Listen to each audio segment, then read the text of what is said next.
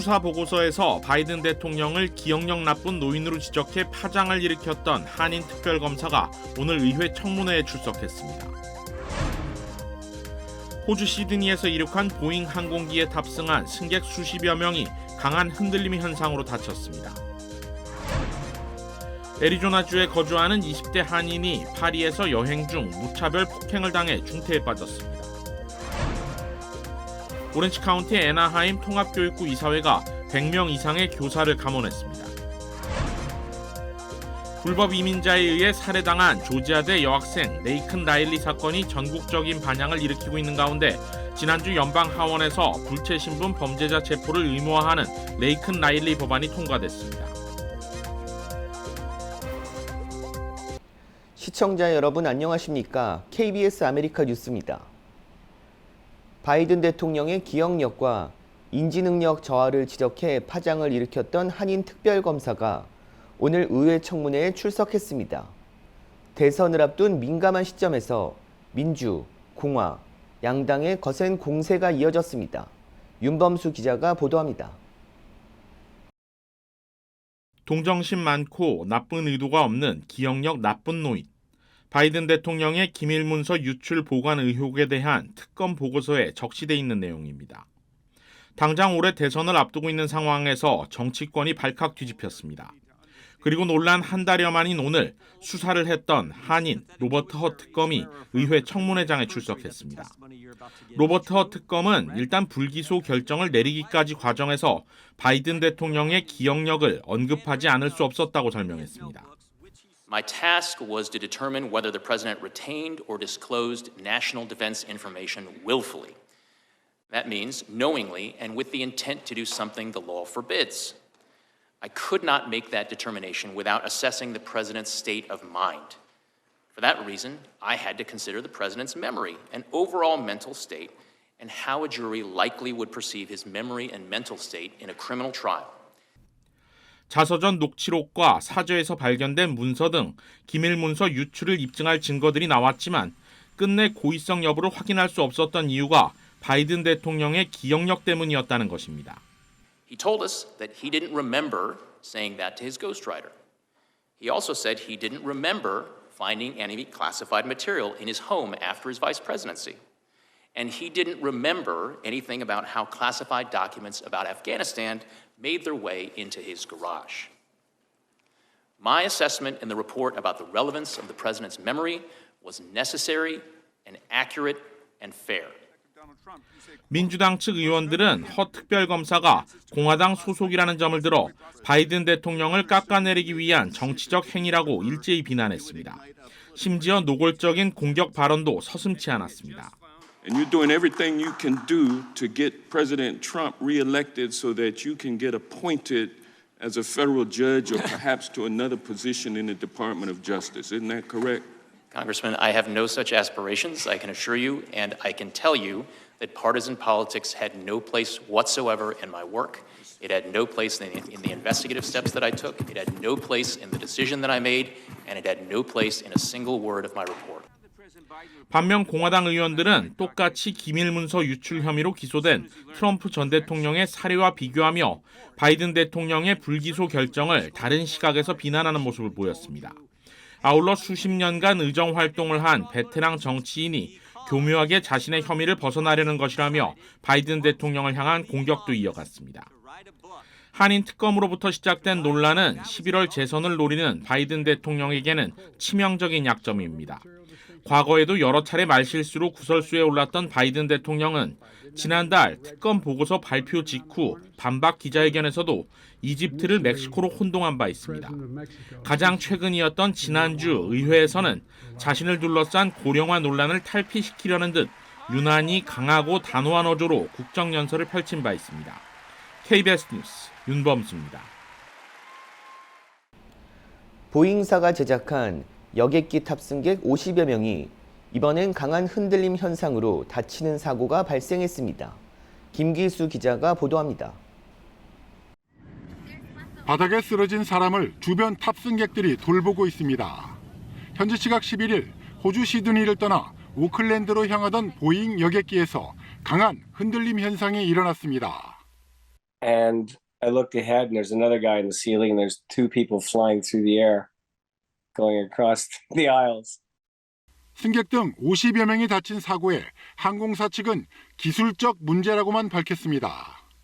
최근 미국 샌프란시스코 공항에서 이륙 직후 바퀴가 떨어져 나간 여객기도 지난 1월 초 5,000m 상공에서 동체 일부가 떨어져 나간 여객기도 보잉입니다. 미국 항공당국은 이 사고와 관련해 같은 기종 생산 과정을 검사한 결과 점검 항목 102개 중 40개에서 불합격 판정을 내렸습니다. 이런 가운데 보잉의 생산 기준에 문제를 제기해온 전 직원이 미국에서 숨진 채 발견됐습니다. 보잉에서 32년을 일하다 2017년 은퇴한 존 바넷은 2019년부터 보잉 항공기에 결함을 폭로해 왔습니다. 바넷은 생산 과정에서 직원들이 의도적으로 규격 이하 부품을 장착했고 4개 중 1개의 산소 마스크가 긴급 상황에서 작동하지 않을 수 있다고 주장했습니다. 바넷은 보잉과 소송을 이어오고 있었는데 현지 경찰은 현재까지 자해로 인한 상처를 사망 원인으로 추정하고 있습니다. KBS 뉴스 김기수입니다. 애리조나주에 거주하는 20대 한인이 파리에서 여행 중 무차별 폭행을 당해 중태에 빠졌습니다. 시애틀 지역 매체 키로7은 지난달 23일 휴가차 프랑스 파리를 방문한 21살 저스틴 한 씨가 심한 폭행을 당해 지역 병원 중환자실에서 혼수 상태에 빠졌다고 보도했습니다. 피해자 한 씨의 가족들은 한 씨가 패션과 디자인에 관심이 많아 열심히 일해 돈을 모아 파리로 여행을 떠났다 변을 당했다고 전했습니다. 한 씨는 사건 발생 2주가 지난 현재 의식을 되찾은 상태지만 가족을 알아보는 정도인 것으로 알려졌습니다. 현재 한 씨의 가족들은 해외 치료 비용을 모금하기 위한 고펀드미 페이지를 개설해 모금 중으로 지역사회의 도움을 요청했습니다. 한편 파리 경찰국은 체포한 용의자는 프랑스 시민권자로 범행 동기를 파악 중인 것으로 알려졌습니다. 노스리지에서 노숙자가 차량 밑에서 잠을 자다 차량에 깔려 숨지는 일이 벌어졌습니다. LA 경찰국은 오늘 새벽 4시 19분쯤 노스 레크레이션 센터 인근 지역에서 남성 한 명이 차량에 깔려 숨졌다는 신고를 받고 출동했습니다. 현장에서 숨진 남성은 노숙자로 확인됐고 차량 밑에서 잠을 자고 있었던 것으로 알려졌습니다. 남성은 현장에서 숨졌고 운전자는 경찰 조사에 협조하고 있습니다. 또 어젯밤 10시 30분쯤 앤젤레스 구규림에서 여성 한 명이 숨진 채 발견됐습니다. LA 카운티 쉐리프국은 신 로드 인근 마운트 볼디로드 갓길에 주차된 벤 차량 안에서 숨진 여성을 발견해 조사를 벌이고 있습니다. 다만 살인 사건인지 여부는 파악되지 않았다고 설명했습니다. 오렌지 카운티 애나하임 통합교육구 이사회가 100명 이상의 교사를 감원했습니다. 지난 7일 애나하임 통합중고교 교육구 이사회는 만장일치로 교사 100명 이상을 해고하기로 결정했습니다. 이사회는 학생 등록률 하락과 예산 감소로 교사 해고를 피할 수 없었다고 밝혔습니다. 이에 학생과 학부모들은 이번 해고 조치가 학교별 학생 수와 교사 수를 고려하지 않고 진행됐으며 예산 감축을 교사 감원으로만 해결하려는 교육부의 방침에 반발했습니다. 또 한인 학생은 우리 선생님을 구하자는 취지로 온라인 청원운동을 펼치면서 오늘 3,160여 명이 서명에 동참하고 있습니다. 미국 대학에서 인도인 유학생 수가 크게 늘어난 것으로 나타났습니다. AP통신은 2023년 대학 입학 인도인 유학생 수는 약 26만 9천여 명으로 이전 대비 35% 증가했다고 보도했습니다. 이는 인도에서 미국 명문대 학위가 출세를 보장하는 길로 인식되고 해외 일자리를 찾는 인도 젊은 층이 늘어난 결과라고 AP는 분석했습니다. 미 대학들도 인도 학생 유치를 위해 인도 정부와도 좋은 관계를 유지하기 위해 노력하는 등 적극적으로 나서고 있다고 전했습니다. 연방 하원에서 불체 신분 범죄자 체포를 의무화하는 레이크 앤 라일리 법안이 통과됐습니다. KBTV 김은지 기자입니다. 조지아의 마이크 콜린스 연방 하원 의원은 이 법안이 지난 7일 연방 하원을 통과했다고 밝혔습니다. 이 법안의 핵심 골자는 연방 당국이 미 전국에서 절도 혐의 및 각종 범죄 혐의로 기소된 서류 미비 이민자들을 의무적으로 구금하도록 규정한 것입니다. 즉, 미국 내 불법 신분 이민자들은 좀도둑과 같은 경범죄에도 체포가 의무화되며 해당 주의 법무장관이 필요하다고 인정할 경우 가석방과 보석 석방이 불허됩니다. 법안은 공화당 의원 전원과 민주당에서도 37명의 의원이 찬성표를 던져 초당적인 지지를 받고 통과됐으며 현재 연방 상원으로 송부됐는데 상원에서도 무난히 통과될지는 미지수입니다. 일부 민주당원들과 이민단체들은 레이큰 라일리 사건이 이민자들에 대한 증오를 정당화해서는 안 된다며 최근 전국적으로 조성되고 있는 이민자 혐오 분위기에 대해 우려를 표명하고 있습니다. 사건이 발생했던 조지아주 의회에서도 올해 회기에서 불법 이민자들에 대한 피난처 도시 철폐, 불법 이민 범죄자를 연방 당국에 보고하지 않는 셰리프 징계, 불법 이민자를 보호하는 지자체에는 연방정부와 주정부의 지원금 중단 등의 초강경적 법안을 추진하고 있습니다. 조지아주 여대생을 잔혹히 살해했던 안토니오 이바라는 2022년 불법으로 미국에 들어온 것으로 파악됐으며 허위 문서로 망명을 신청했던 것이 드러나 추방재판에 회부된 바 있습니다. 또 그는 경범죄 절도 혐의로 2번이나 체포됐음에도 불구하고 추방재판으로 넘겨질 때까지 구금되지 않고 풀려난 것이 알려져 조지아 주민들의 분노를 사고 있습니다. KBTV 뉴스 김은지입니다. 다음 주 연준의 금리 결정을 앞두고 물가지표가 나왔는데요. 2달 연속 예상치를 웃돌았습니다. 박일중 기자가 보도합니다. 미국의 2월 전년 대비 소비자 물가 상승률이 3.2%로 집계됐습니다. 1월 상승률과 월스트리트 저널이 집계한 전문가 전망치인 3.1%보다 높았습니다. 2달 연속 시장의 예상치를 웃돈 겁니다. 미국 평균 휘발유 가격이 넉 달 만에 최고치를 기록하는 등 기름값과 주거 비용이 전체 물가 상승률의 60%를 차지했습니다. 다만 변동성이 큰 휘발유와 식품을 뺀 근원 소비자 물가는 3.8% 올라 2021년 5월 이후 최저치를 기록했습니다. 하지만 전년 대비 근원 소비자 물가의 진정세에도 불구하고 물가가 좀처럼 내려가지 않고 있다는 게 전반적인 평가입니다. 한 달 전과 비교한 근원 소비자 물가 상승률이 0.2%까지 낮아졌다 다시 오른 상태를 유지하고 있기 때문입니다. 미 연방준비제도로서도 금리 인하를 주저할 수밖에 없는 대목입니다. 이와 관련해 투자은행 JP모건 체이스 은행의 제이미 다이먼 회장은 내가 연준이라면 6월 이후까지라도 모든 게 분명해지기를 기다릴 것이라고 말했습니다. 시장에서는 6월 금리 인하 가능성을 약 70%로 보고 있습니다. 이 같은 지표가 나온 이후 10년 만기 국채 등 시장 금리는 상승했지만 주식시장은 S&P 500 지수가 다시 사상 최고치를 기록하는 등 올랐습니다. 다음 주로 다가온 미 연준의 이번 금리 결정 회의에선 연준 위원들의 금리 예측표가 나옵니다. 올해 3차례 정도 금리를 인하할 거라는 기존 전망을 그대로 유지할지 주목됩니다. 뉴욕에서 KBS 뉴스 박일중입니다. LA 지역 실업률이 2년 만에 최고 수준으로 올랐습니다.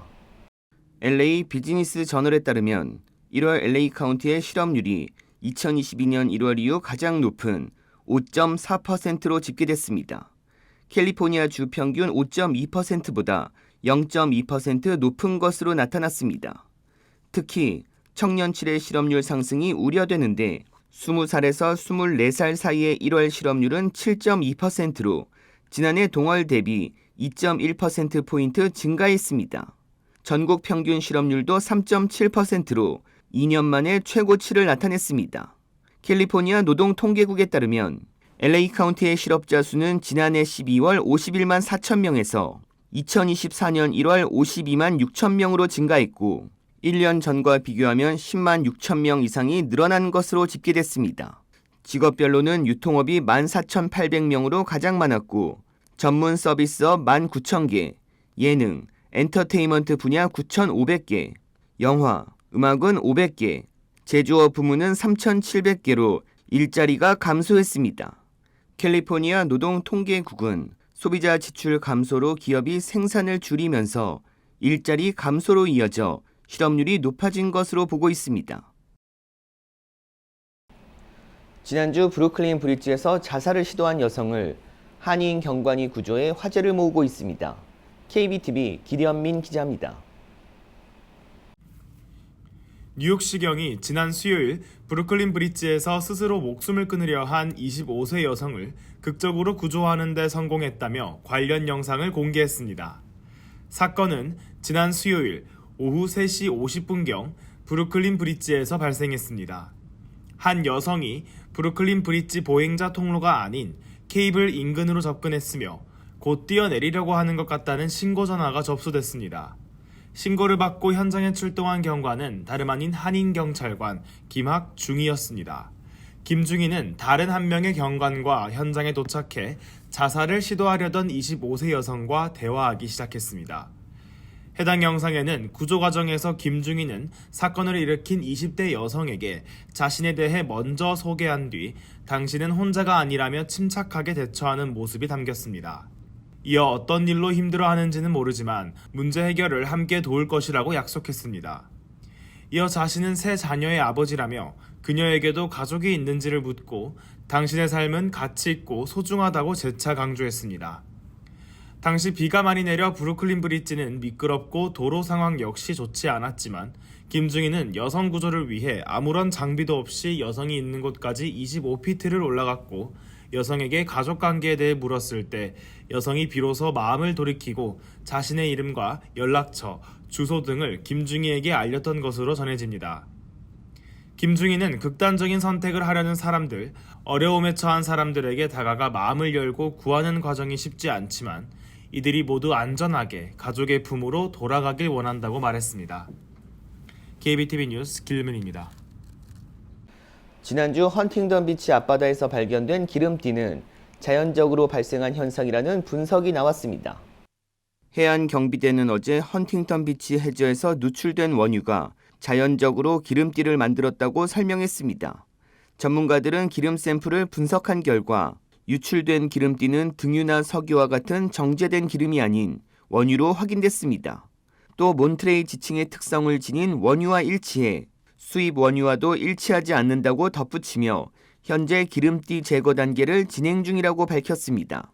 과학자들은 다만 자연적으로 발생하는 누출은 기름띠를 만들 정도가 아닌 소량인 경우가 많아 매우 이례적이라며 누출 원인을 파악 중입니다. 가자 지구에 구호품을 전달하기 위한 배가 첫 출항했습니다. 보도에 우수경 기자입니다.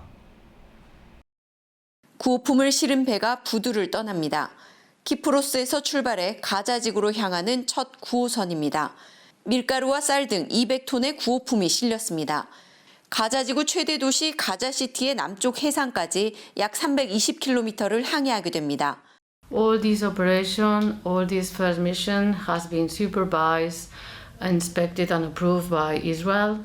And so we now that we have set sail, we have all the guarantees that we comply with all the security measures. 외신들은 15시간 정도 걸릴 거리지만 느린 속도로 움직이고 있어 최대 이틀 정도 걸릴 수 있다고 전망했습니다. 구호단체는 현재 가자지구 해안에 부서진 건물 잔해 등을 이용해 부두를 만들고 있다고 전했습니다. 미군 또한 이와는 별개로 가자지구 해안에 임시 항만을 짓기 위한 군함을 출항시켰습니다. 이에 앞서 이스라엘 국방장관은 지난 10일 가자 해안 인프라를 살펴보기도 했습니다. 계속된 전쟁과 봉쇄로 가자 북부에서는 아사자가 속출하고 있습니다. 그래서 국제사회는 육로 이외 항공을 통해서도 구호품을 전달해 왔는데 해상을 통하기는 이번이 처음입니다. 평화를 기대했던 라마단이지만 확전 우려는 더 커지고 있습니다. 레바논 무장정파 헤즈볼라는 이스라엘을 향해 한 번에 100여 발의 로켓을 발사했습니다. 이에 이스라엘은 헤즈볼라 지휘소를 보복 공습했습니다. Hezbollah attempts to overwhelm our defensive Iron Dome system, but IDF jets destroyed 3 of the launchers used to fire 70. 휴전 협상을 중재하고 있는 카타르는 영구 휴전을 위해 노력하고 있지만 합의에 근접하지 않았다고 밝혔습니다. 두바이에서 KBS 뉴스 우수경입니다. 기후변화로 바나나 공급이 줄면서 가격이 오를 것이라는 전망이 나왔습니다. 오늘 영국 BBC 방송에 따르면 지속 가능한 바나나 생산과 무역 촉진을 위한 UN 산하 단체 세계 바나나 포럼은 기후 변화가 바나나 사업에 엄청난 위협이 될 것이라고 밝혔습니다. 기온이 오르면 바나나 뿌리를 썩게 만드는 곰팡이로 바나나가 병에 걸리기 쉬워진다고 우려했습니다. 바나나의 파나마병을 유발하는 곰팡이인 푸사리움 월트 TR4는 호주와 아시아에서 아프리카, 남미로 옮겨가고 있다고 BBC는 전했습니다. 푸사리움 포자는 저항력이 강하고 홍수나 강풍으로 퍼질 수 있어 이상기후로 인한 현상은 곰팡이를 확산시킬 수 있다는 것입니다. 여기에 인력 부족과 운송비용 상승으로 세계 곳곳의 바나나 가격이 오를 것으로 전망했습니다. 영국은 연간 바나나 수입량이 50억 개에 달하는데 이미 일부 상점에서는 바나나 부족 사태가 발생하고 있다고 BBC는 전했습니다.